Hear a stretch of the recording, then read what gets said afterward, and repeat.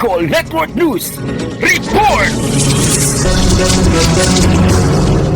Bumaba ng 34.78% ang nairehistrong krimen dito sa bayan ng Bulan, kung saan mula Enero 1 hanggang Hunyo 25, 2023 ay mayroon itong 69% na crime situation report.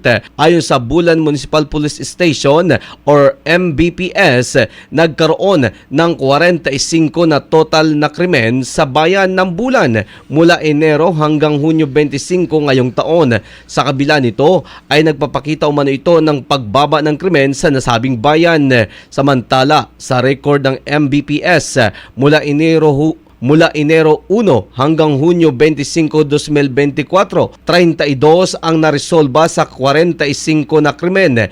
Kaugnay ito ng pagpapakita sa 71.11% na crime solution efficiency dito sa Bulan. Dagdag pa rito na sa 13 na kaso naman ay nasa proseso pa ng prosecution office para sa preliminary investigation.